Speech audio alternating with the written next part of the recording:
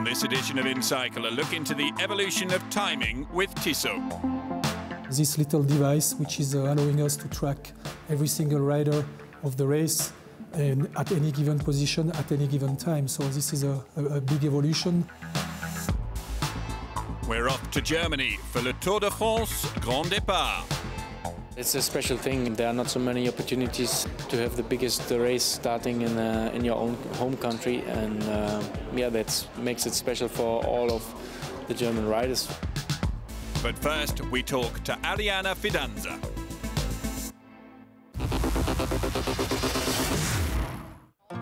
Currently racing with Astana at the Giro Rosa, 22-year-old Italian Arianna Fidanza comes from a cycling family.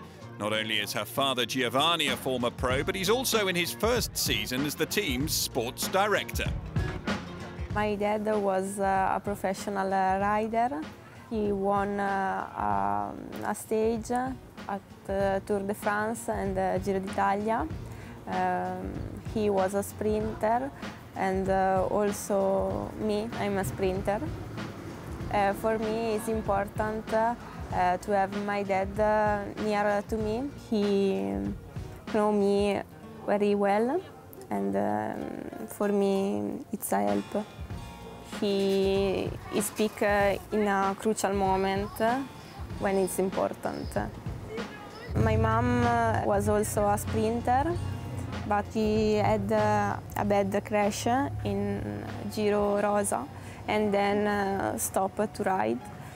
And my dad and my mom meet in the National.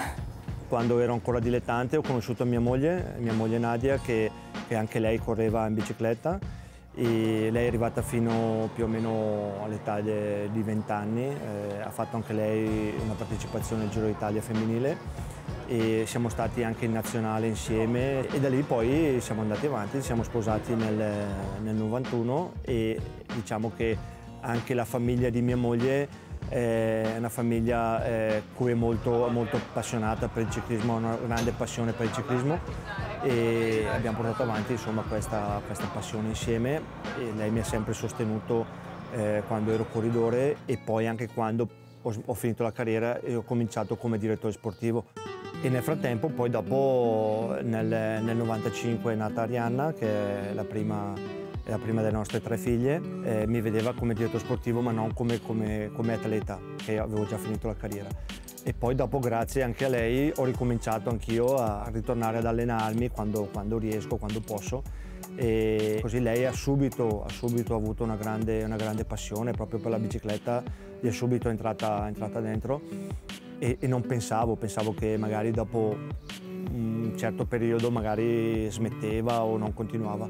Invece lei ha avuto una grande passione, ha sempre avuto dei bei risultati, si è sempre impegnata, è sempre piaciuto, e ha coinvolto anche, diciamo, la seconda sorella Martina, anche lei a correre. My sister is the last year junior. She is a very good sprinter, more than me. But okay, I am better in the climb. But I like that I have a sister who did the same sport. For me, it's important. Giro Rosa is an important race for me because it's an important stage race in Italy, and there is also a good riders. I hope to have a good results for me and also for my team. Will be also a good experience for me and for improve in the future. The team this year have a good result also in Cittiglio, that was a World Tour, and also Arlenis is a good rider, and also in this Giro we'll work together for a good results for the team. Il Giro, soprattutto per noi italiani, è molto importante.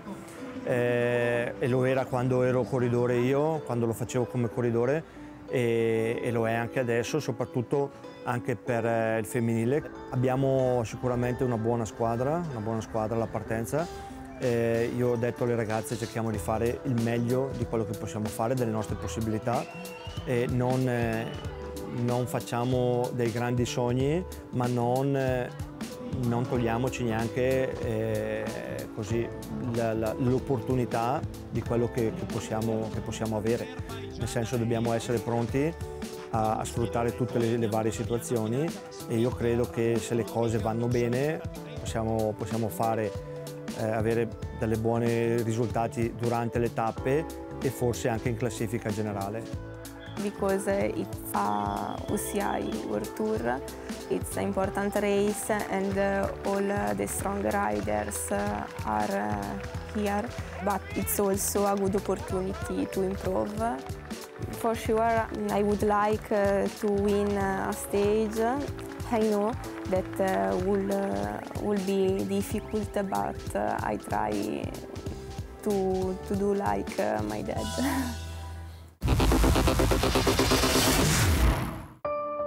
Time and cycling go hand in hand. On the road and the track, time trial and general classification riders are pitted against not just one another, but also the unstoppable ticking of the clock. And it's down to Tissot, the official timekeepers of the Tour de France and UCI World Championships, to ensure those battles against time are recorded accurately. Tissot has been involved with cycling since, I think, started in the just before the Second World War, in the 1930s something. And then Tissot certainly gave a better focus on cycling when they were official timekeeper of the Tour de France from 1988 till 1992. Took a partnership with the cycling union, UCI. And the link with cycling restarted for Tissot since 1995. Some of cycling's most memorable moments are shaped by time, races won or lost by seconds.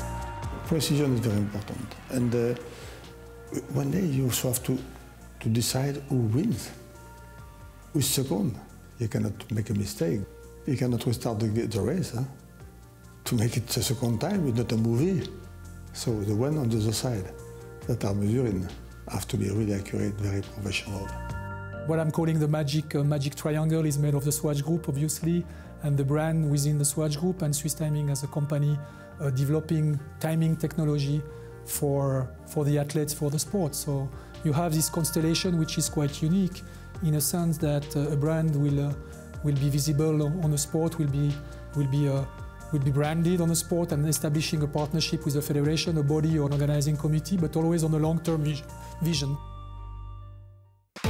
At the forefront of timekeeping in professional sport, Tissot and Swiss Timing have pioneered groundbreaking technology to allow for more accurate results to be delivered quicker than ever in testing environments, with results needed as soon as 10 seconds after the finish.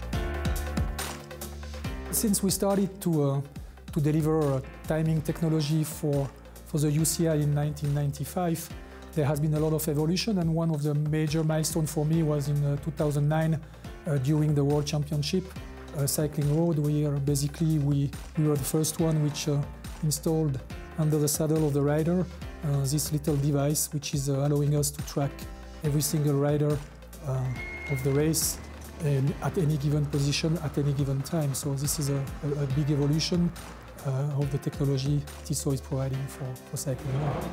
Now in our philosophy of delivering a suitable timing technology, we always have a backup system, and based on that principle, we have also the transponder. It has an ID attached to the bib number of the rider, so it's really a tool we are using in parallel of the moment we are making the judging of the photo finish to gain on speed to be able to provide the official result as fast as possible.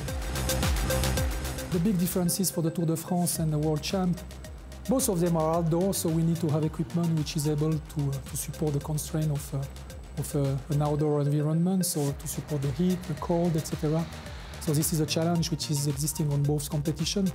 The Tour de France, of course, is the duration of the competition, and also it's an everyday installation, the installation, so time matters. We have quite a short time to be ready for the stage every day. Another technology central to their timekeeping efforts is the photo finish cameras. The principle of the photo finish, if I try to explain it in a simple word, imagine yourself looking through a window with a very thin slit. What is going to happen when you look through that slit and you have a road and a biker passing by? Of course, you are not going to see the biker at one point in time entirely, but you are going to create in your brain the image of every single part of that rider. So this is the principle of the photo finish. We are building up, piling up images as a frequency of 10,000 images per second that give you what is going on that slit, on that moment, on the finish line. All this technology is not just for the race results, however, as Tissot and Swiss Timing look to make cycling more accessible for the fans. First, it has to be reserved for the sportive, but also it's good for the coach. But don't forget, you have also spectator on the side. You have spectator in front of their TV set. So how can I also involve them with my timekeeping data to show them that something may happen, that's going to change, that somebody is going to lose or to win. So that's also exciting to really try to combine the two. Combine the professional aspect of accurate timekeeping for the sport, for cycling races, but to provide also accurate information that can help people to understand that something may happen, to really link this kind of emotionality.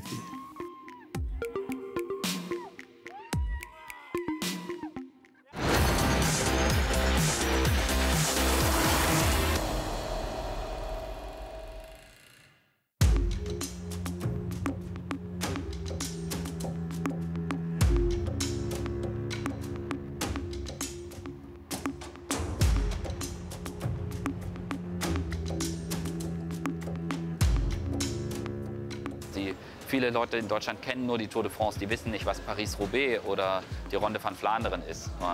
Sie kennen nur die Tour de France, die Tour ist der Radsport und sie kannten Erik Zabel und Jan Ullrich. Und Deutschland in Bezug auf Radsport, aber auch in Bezug auf viele andere Sportarten. Deutschland ist keine Sportnation, sie sind eine Star-Nation oder sie klammern sich an Athleten. Und wenn ein Athlet weg ist, dann findet auch der Sport nicht mehr statt. As the Tour de France descended on Dusseldorf for its Grand Départ, it marked yet another chapter in the complicated relationship between Germany and cycling. Would it prove to be the day that the German public refound their love for Le Grand Boucle, or would the clouds that have hung over the sport for the last decade continue to torment this cycling nation?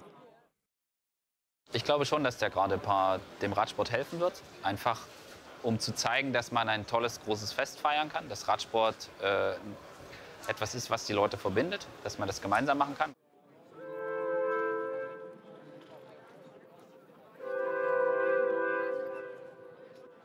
Die Fahrer klatschen die Menschen ab, die am Zaun stehen.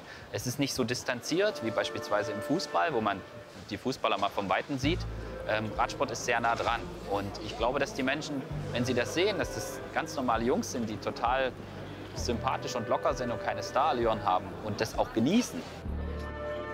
It's a big sign for German cycling. It's a strong sign also for me because it means that me and my other German colleagues achieved a lot in the past. Because past years German cycling was really on the bottom. Nobody wanted to see cycling anymore in Germany, and now 10 years later we have the Grand Départ in Dusseldorf in Germany. So it's amazing for me and all the German riders, and I'm really looking forward now to the weekend.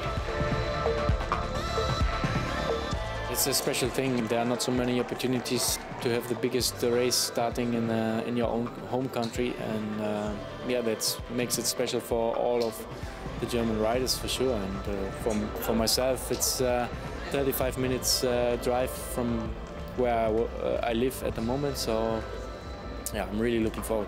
It's very big because the last time it started in Germany was 30 years ago. I was 1 year old, so probably will be the last time in my career starting in my own country.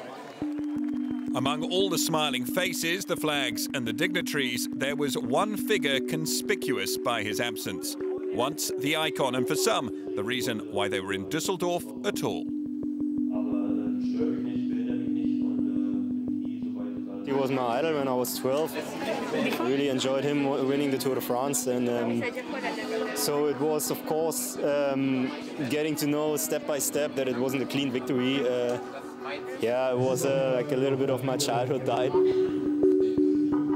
Ich glaube schon, dass gerade die junge Generation, die auch aus der Zeit, aus dem Boom von Jan Ullrich noch profitiert, weil es damals sich sehr viele Kinder haben das gesehen, dass es ein toller Sport ist und haben sich angemeldet. Dadurch gab es viel mehr Radfahrer, die Infrastruktur war da, es gab gute Nachwuchsmannschaften, die auch Sponsoren gekriegt haben zu der Zeit. Und dadurch haben wir jetzt so viele, also auch dadurch haben wir jetzt so viele gute Radfahrer. Und ich glaube, dass das, was Fahrer wie Marcel Kittel und John Degenkolb, aber auch André Greipel und all die anderen Fahrer machen, dass sie sich stellen, dass sie keinem Thema aus dem Weg gehen, dass sie es offen ansprechen, dass sie auch keine Angst davor haben, sich den kritischen Fragen zu stellen. Ich glaube, das ist sehr, sehr gut für die Akzeptanz des Sports. It's not a sensitive topic for me, but because it's not my story, you know, it's Jan Ullrich's life. It's not my own. I do see it from 2 points. One point is just simply the human side. If you look to him, being now 10 years out of the sport, I think he paid the price for what he did. That's my personal opinion. But people still, especially in Germany, want to hear from him an excuse for what happened, and that he never did. If I would have to give him advice, I would say just try to put a stop to everything by saying what happened one more time, and you will maybe live in peace. Jan Ullrich is an inescapable subject for German cycling. Within an era of downfalls, few have impacted the fortunes of a cycling nation quite like his. Ich glaube, dass der Skandal der hat das ganze Land erschüttert. Dadurch, dass es vorher diesen riesen Boom gab und diesen riesen Hype gab und wirklich jeder Jan Ullrich kannte. Und dass er dann gedopt war, das war für viele ein Schock. Und ich glaube, auch dadurch kam diese besondere Situation zustande, dass dann auch die ARD als übertragender Sender dann auch sehr stark unter Druck war. Also durch den Radsportveranstaltungen, gerade in Deutschland, wie überall auf der Welt, können nur funktionieren, wenn es eine gewisse Sichtbarkeit in den Medien gibt. Und wenn Radsport in den Medien nicht stattfindet, findet man keine Sponsoren für Radrennen, wird es wahnsinnig schwer. With the withdrawal of public television coverage came the withdrawal of team sponsorship. By 2010, the once all-powerful German-backed teams like T-Mobile, Gerolsteiner and Milram had disappeared. Germany had entered the cycling wilderness. Cycling was still popular the whole time, but of course it was always a little bit of a shadow next to us, and it wasn't easy, not just in cycling life, also in the social life. I was sometimes just not saying the truth, what I really did, and the people, I was embarrassed to be a professional cyclist, but I always knew that I can look in the mirror every morning and I can say that I'm really proud to do the things I'm doing in my way, and that's how I will continue as well. For me it was quite hard because I started my first road team in 2007 and it was just a junior team with regional sponsors and with a budget less than 100,000 euros per year. But this was the starting project, and my first sponsor for pro cycling was end of 2009. I found a company from US called NetApp. For me, in this time, doesn't matter a German sponsor or a US sponsor, because we had really hard times in Germany, and a lot of doping scandals was there, and Team Mobile take the exit, Team Gerolsteiner take the exit.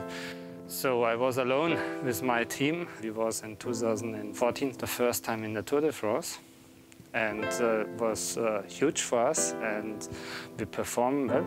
We finished 7 in the GC, and after that Bora took over the sponsorship, and this was amazing for me to find in Germany a sponsor. It was a big moment, not just for me in person, but also for the German cycling. Bora Hansgrohe's entry into the World Tour this season marks a significant step in this new age. With a world champion, the German national champion and young German talents like Emanuel Buchmann among their ranks, they're well placed to become a focal point for renewed German excitement on the Tour de France. Et aujourd'hui, c'est une relation qui est renaissante, qui est peut-être plus adulte, qui est plus sereine aussi.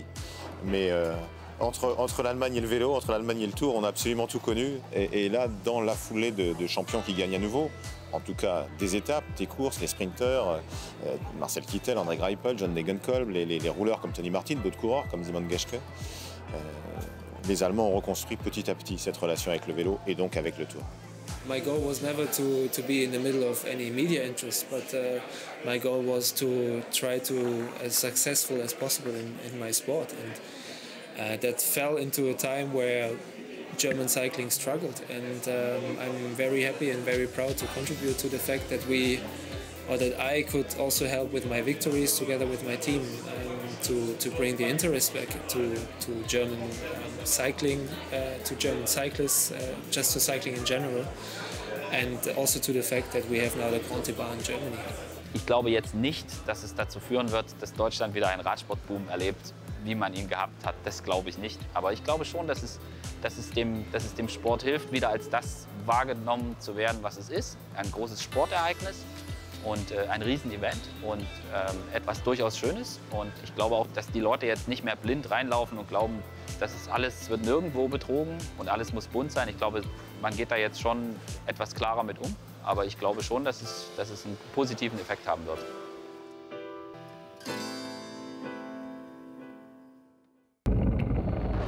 That's all for this week. Join us next time on InCycle. But until then, keep up to date with us across social media.